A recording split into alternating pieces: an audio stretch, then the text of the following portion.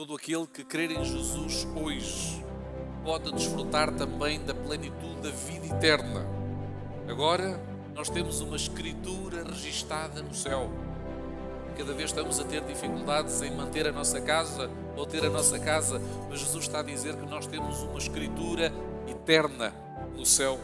E toda a humanidade, em algum momento da sua vida, vai ter que fazer uma escolha em relação a Cristo e aos valores do seu reino.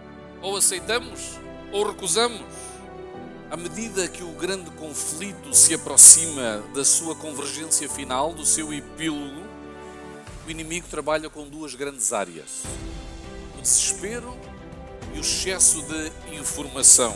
A maior necessidade de hoje, queridos irmãos, não é tanto preparo intelectual ou preparo académico. O que precisamos de hoje, mais do que nunca, é viver uma vida espiritual genuína.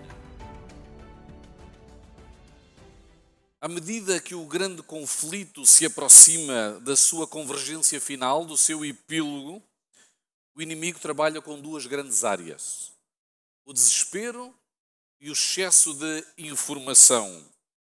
E no desespero, em Lucas, no capítulo 22, no versículo 32, Jesus orou para que a fé de Pedro não desfalecesse enquanto ele passava por severas provas. Esta pode ser a nossa experiência hoje. Jesus também ora para que a nossa fé não desfaleça enquanto passamos por diversas provações. Em relação ao excesso de informação, com tanto ruído, está cada vez mais difícil perceber a voz de Deus no meio de tantas outras vozes na sociedade. É preciso fazermos silêncio na nossa vida, termos espaços de recolhimento, de reflexão, de oração. Em relação à obesidade de informação, nós podemos também descrever como a síndrome do pensamento acelerado. Nós não temos capacidade de processar tudo aquilo que vemos, ouvimos, lemos, e talvez pelo excesso de estímulos nós ficamos acríticos. Não há crítica. Às vezes eu olho para as pessoas no trânsito, na rua, os transeuntes, e é comum ver os seus olhos desligados, alienados.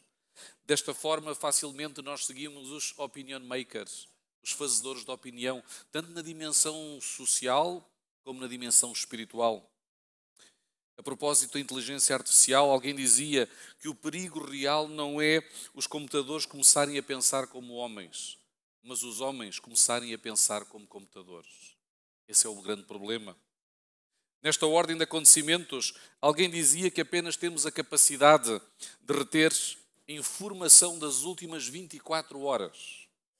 Não nos lembramos dos últimos 24 anos e não compreendemos a história dos últimos 2400 anos. Por isso repetimos os mesmos erros sociais, familiares, religiosos, morais. Neste último período de 2400 anos, existiu um homem que mudou a história, dividindo-a em um antes e um depois. Por isso eu esta manhã gostaria de convidar-te a pensar na cruz. No meio de todo o ruído, podermos pensar na cruz. Na cruz existem lições preciosas. Ellen White, no livro Eventos Finais, ela até diz: far-nos-ia bem passar diariamente 1 hora a refletir sobre a vida de Jesus. Ela diz que nós deveríamos tomar ponto por ponto a sua biografia e deixar, sobretudo, que a nossa imaginação se apodere das cenas finais, da paixão de Jesus Cristo. Continuando no mesmo livro, ela diz: a tempestade vem, a tempestade está a chegar, e que vai provar a fé de todos os homens, mulheres, jovens, crianças. E os crentes hoje devem estar fortemente arraigados, mais do que nunca, na fé de Jesus. Caso contrário, ninguém está livre de ser extraviado. Nós morremos como vivemos. Eu li uma vez a história de alguém que nasceu pobre e fez fortuna a vender sandes de presunto.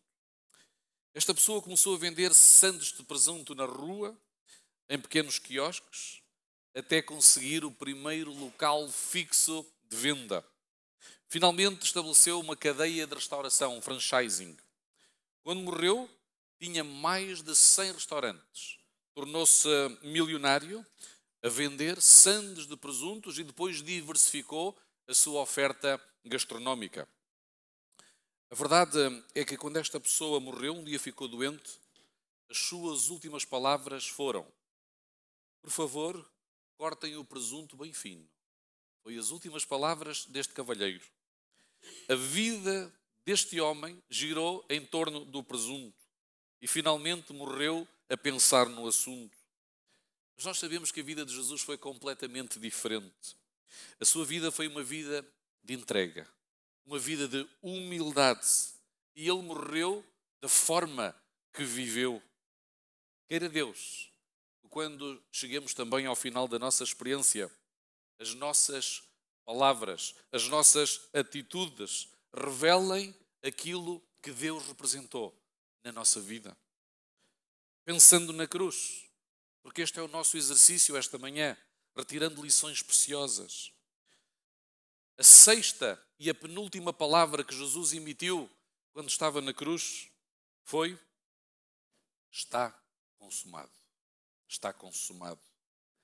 Esta é uma expressão que é a tradução do vocábulo grego tetelestai, e o substantivo deste verbo nós conhecemos, é teles, que dá origem às palavras telefone, teleférico, televisão, telégrafo. Esta palavra encerra lições preciosas. Eu pelo menos retiro 3. Em primeiro lugar, tetelestai era a palavra utilizada para a conclusão de uma tarefa. Quando os pais davam uma missão ou uma ordem aos seus filhos para realizar alguma tarefa lá em casa e estes concluíam, normalmente eles chegavam perto dos pais e diziam: tetelestai, está feito, está concluído. Papá, mamã, eu terminei a obra que tu me confiaste para fazer. Isto aconteceu com Jesus Cristo. O Pai enviou o seu Filho ao mundo com o propósito de salvar as suas ovelhas e salvar o povo dos seus pecados. Por isso ele disse: tetelestai, está feito, Pai. Em segundo lugar, a palavra tetelestai era empregada para a quitação, o pagamento de uma dívida. Quando o indivíduo pagava a sua dívida, um selo era colocado sobre o documento e que dizia: tetelestai, está pago, está pago. Isto significa que não havia mais nenhum valor pendente. Jesus também assegurou que a nossa dívida está paga.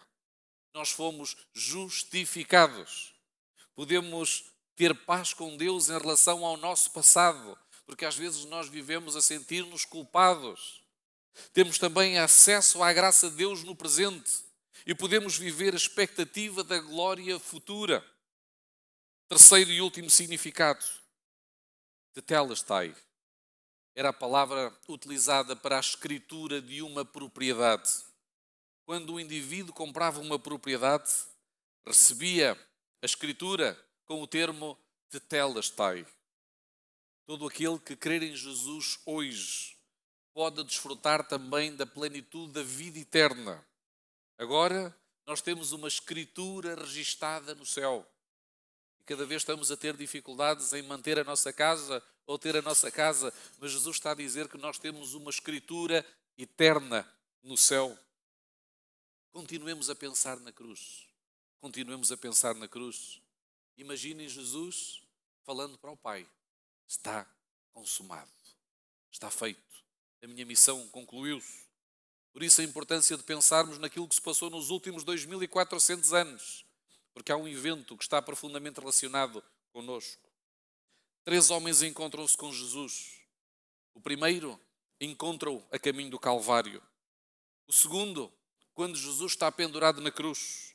E o último, ao pé da cruz. 3 homens com origens diferentes. Um homem de negócios africano, um ladrão e um centurião romano. Observemos que no final a sua vida não é muito diferente da nossa. Na verdade, as suas dores, as suas aflições, as suas ansiedades, as suas angústias são também as nossas. Pensem na cruz. O primeiro homem está mencionado em Mateus no capítulo 27, no versículo 32. Mateus, capítulo 27, versículo 32. Diz a palavra do Senhor, Mateus 27, 32. Ao saírem, encontraram um sireneu chamado Simão. A este obrigaram-no a carregar a cruz. Quem era este Simão? Marcos responde-nos, no capítulo 15, no versículo 21, dá-nos alguns dados extras sobre este Simão. Marcos, capítulo 15, versículo 21. E o texto diz: e eles obrigaram um transeunte, Simão de Cirene, pai de Alexandre e de Rufo, que vieram do campo para carregar a cruz. Inferimos então que Simão era um homem casado, pai de 2 filhos. Marcos vai até ao ponto de mencionar os seus nomes, Alexandre e Rufo. Eles devem ter sido conhecidos da comunidade da época. Ellen White fornece ainda mais alguns dados. Ela diz que Simão tinha ouvido falar do Salvador. Os seus filhos acreditavam em Jesus, mas ele não era um discípulo ainda. Ele resistia, tinha um coração duro. Está no livro de Já Todas as Nações. É muito provável que Alexandre e Rufo, que viviam naquele momento em Jerusalém, tivessem escutado que Cristo alimentara milagrosamente uma multidão, tinha dado visão aos cegos, fazia com que os surdos ouvissem. Eles sabiam também do perdão oferecido à mulher adúltera. E começaram a contar ao pai: pai, nós acreditamos que já o encontramos. Acreditamos. Eu acredito que Alexandre até escreveu uma mensagem. E o Rufo também. Pai, sem dúvida que ele é o Messias prometido. Aquele que ressuscita os mortos. Aquele que caminha sobre as águas. Nós acreditamos que ele é o Messias. Nós temos evidências suficientes. As cartas chegaram a Cirene, uma cidade pequena da Líbia, no norte da África. E Simão ficou preocupado com os seus filhos. Será que os meus filhos estão a seguir algum fanático, extremista? Será que eles aderiram ao culto de uma seita? Parece que eles abandonaram a fé dos nossos pais, a tradição, a ortodoxia judaica. É melhor, se calhar, fazer uma visita a Jerusalém e colocar aqueles jovens em linha. E no meio desta confusão de ideias, Simão parte em viagem para a cidade de Jerusalém. Queridos irmãos, as ruas de Jerusalém estão cheias. Sabem porquê? Porque é Páscoa. Como nós hoje vivemos, é Páscoa. Só que infelizmente hoje as ruas de Jerusalém estão vazias devido ao conflito armado entre o Hamas e o exército de Israel. Mas naqueles dias a cidade estava cheia. Na realidade, a cidade está empolvorosa com a iminente crucifixão de um homem que se dizia ser o Messias. Ao cruzar a esquina de uma rua movimentada, talvez a via dolorosa que ainda hoje é possível percorrer na Palestina, Simão, de repente, vê-se diante de Cristo, que estava extenuado com o peso da cruz. E o olhar de Simão e de Jesus cruzaram-se por um instante. Consegue imaginar a situação? Irmã Ellen White, no livro de Já Todas as Nações, desafia-nos a fazer este exercício. Imaginam o olhar de Simão cruzando-se com o do Criador? O coração de Simão é tocado e ele tem compaixão de Jesus. Há um rude soldado que vai interpelar Simão e diz-lhe: se tu tens assim tanta pena dele, ajuda este proscrito, leva a sua cruz, carrega nos teus ombros. As Escrituras dizem que Simão não carregou a cruz de Jesus pela sua escolha. Ele não escolheu carregar a cruz de Jesus. Este peso angustiante foi-lhe colocado nos ombros. Simão ergueu finalmente a cruz, ou o madeiro, e arrastou-a, enquanto ele e Jesus, juntos, subiam a colina de um monte chamado o Calvário.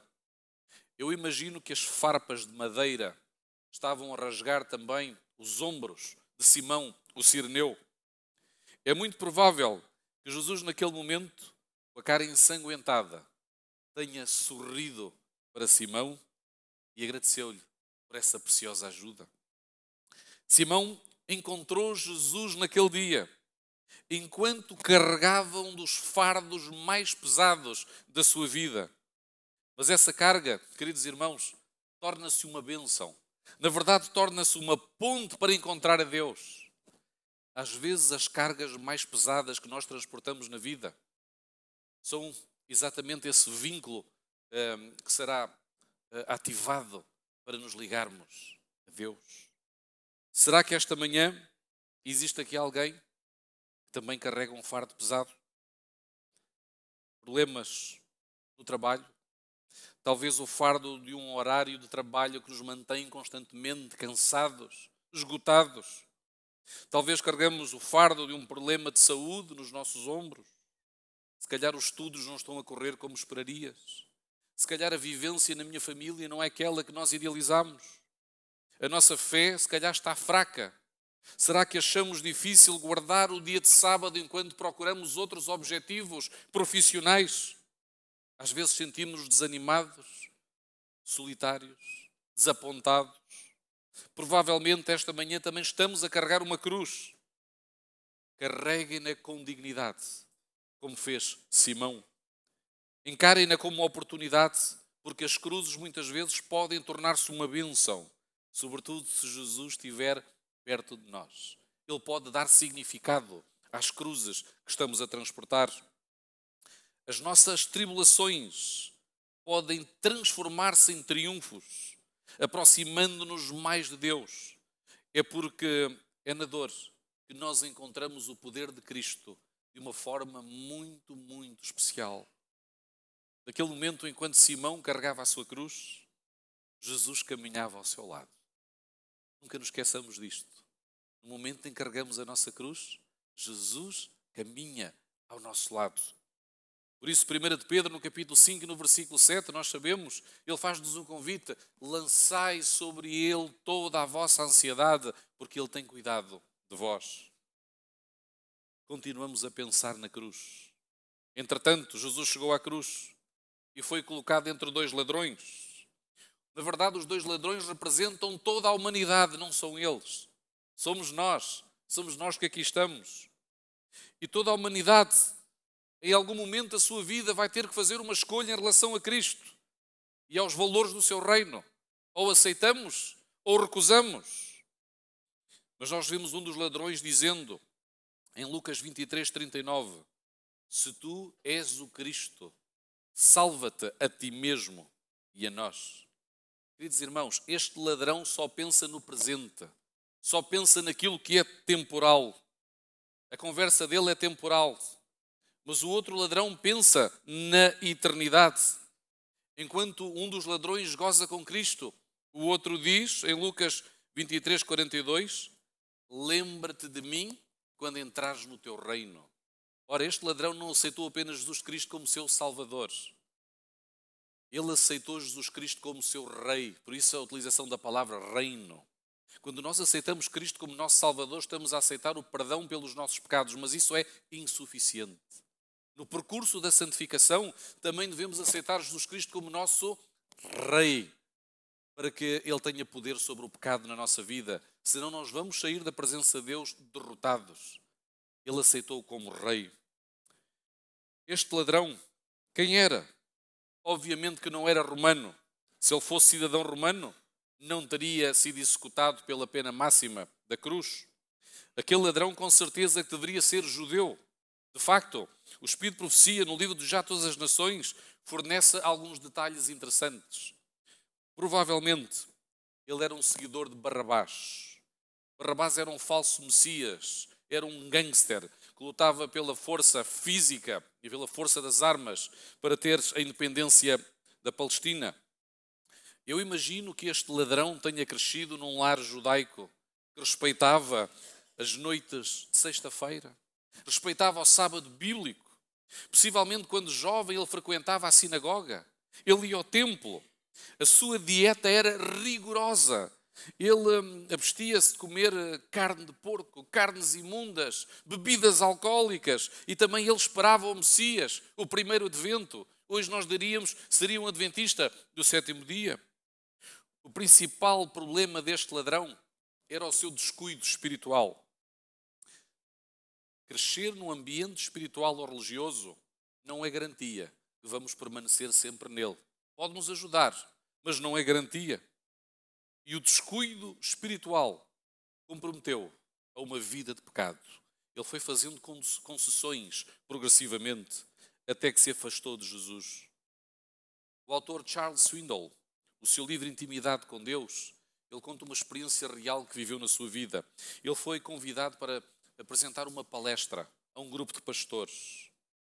E houve um deles que disse: Charles, no final da palestra eu preciso de falar contigo. E assim que terminou a palestra, eles conversaram. E aquele pastor disse: Charles, ninguém conhece a minha vida espiritual e íntima, mas eu quero dizer, neste momento eu já não tenho combustível espiritual. Eu já cheguei ao meu limite. Tenho apenas algum fumo. Eu estou esgotado. Eu estou em burnout. E eu não consigo encontrar sentido na minha vida religiosa, na minha vida espiritual. A maior necessidade de hoje, queridos irmãos, não é tanto o preparo intelectual ou o preparo académico. O que precisamos de hoje, mais do que nunca, é viver uma vida espiritual genuína. É procurarmos ter comunhão com o nosso Salvador. A negligência espiritual leva-nos a realizar concessões subtis, até chegar a um ponto que nós vamos à falência moral e espiritual. Mas ainda assim, e apesar daquele descuido espiritual, e apesar das consequências das suas ações, o ladrão conseguiu encontrar graça e perdão em Jesus Cristo. Finalmente, a última história. Pensemos na cruz. O centurião romano. Quem é que era este soldado romano? Eu posso imaginar a ordem oficial que chegou ao seu escritório naquela manhã. Execute este homem à maneira romana, à maneira tradicional. Mas certifique-se que não existem tumultos nas ruas de Jerusalém. Leve 400 ou 500 soldados consigo. Livrem-se deste problema. Era a sua tarefa naquele dia. E enquanto o Filho de Deus morria pelo mundo, morria por cada um de nós, um centurião duro, insensível, um soldado implacável, ficou de pé em frente à cruz de Jesus. A insensibilidade com as coisas divinas é um dos pecados mais vis. E sem nos apercebermos, nós estamos a tornar-nos cada vez mais insensíveis à dimensão espiritual. É possível comportarmos-nos de forma rotineira e insensível ao pé da cruz. É possível cantar hinos cristãos durante o culto de adoração e deixar a nossa imaginação vaguear pelo trabalho, pelos estudos ou pelo almoço que está à nossa espera dentro de alguns minutos. É possível ler a Bíblia meio adormecido enquanto queremos dormir e não conseguimos captar as verdadeiras lições que o Senhor nos quer ensinar. Mas quando aquele centurião, no meio de todo aquele ruído, todo aquele barulho, ouviu o diálogo entre Cristo e o ladrão, acima dos gritos, acima dos insultos, debaixo da densa escuridão que cobria o Calvário, ele vai experimentar algo maravilhoso, algo misterioso. E Marcos, no capítulo 15, no versículo 39, nós encontramos o trabalho do Espírito Santo no coração daquele centurião. A Bíblia diz: e o centurião, que pondo-se diante dele, vendo que assim expirou, clamando, disse: verdadeiramente, este homem era o Filho de Deus. Queridos irmãos, esta manhã, ao olhar para Simão o Cireneu, eu recebo de Jesus força para levar as minhas cargas. Contemplando o ladrão na cruz, eu entendo a misericórdia de Cristo mesmo nos momentos mais tenebrosos e vergonhosos da minha vida. Ao ficar ao lado do centurião, eu tenho uma nova visão de Jesus e o meu relacionamento com Ele renova-se. Pensem hoje em Jesus. Pensem hoje em Jesus. Por detrás de cada não de Deus existe sempre uma grande bênção, mesmo que esta seja imperceptível. Deus pode transformar também o pior dia num dia de muita alegria. Eu via hoje o Enoque também falar sobre esta dimensão na lição da escola sabatina. Salmos 35.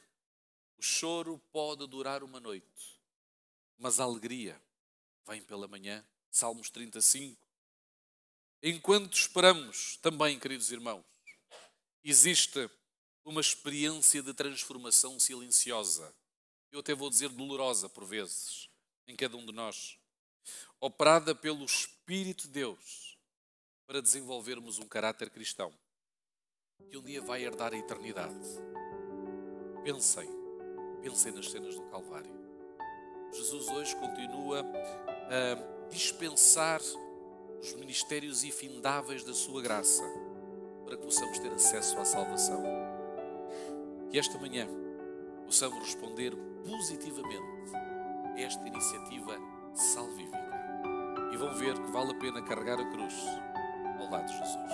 Um sábado abençoado.